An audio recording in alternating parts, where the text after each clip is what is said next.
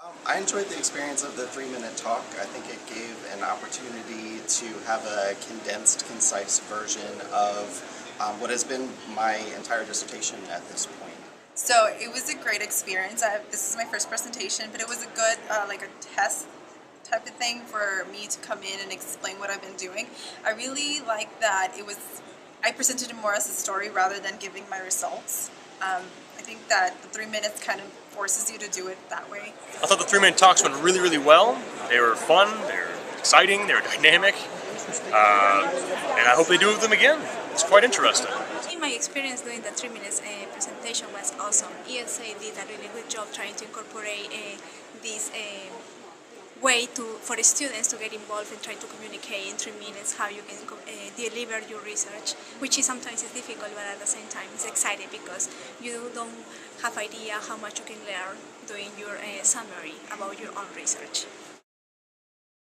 I think one of the benefits is that you don't have a lot of time to fumble over the results and the methods, so you're just straight to the point. What is the take-home message of this talk?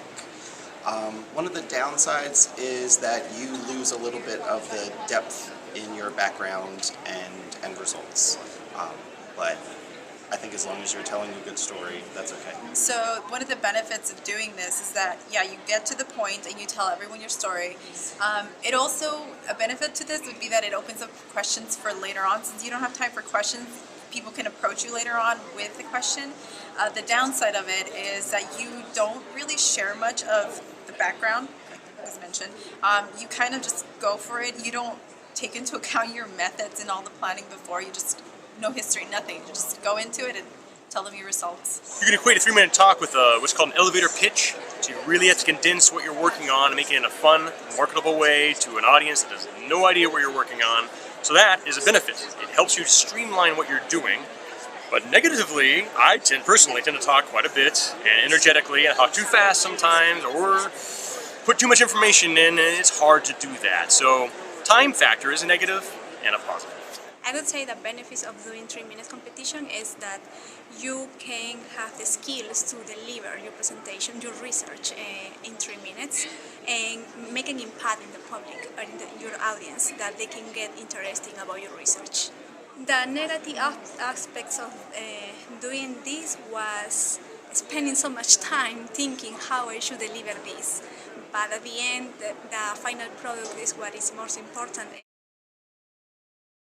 My advice for future 3-minute talk speakers would be to enjoy the experience, have fun with it. Make yourself a nice script and try to stick to it the best you can. So my future advice would be, in terms of your one slide, I found that I would just following more the just not poster type presentations rather than just the image and a few key points. That seems to makes you focus more on the speaker rather than on the poster.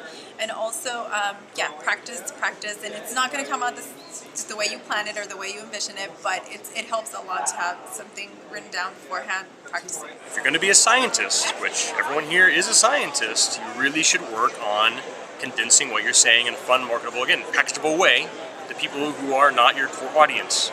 If you can do that, you can sell yourself, you can find a job someday also. So I think if you haven't participated in one of these or gone to one, go watch, learn from the experience, and do one also. They're a lot of fun.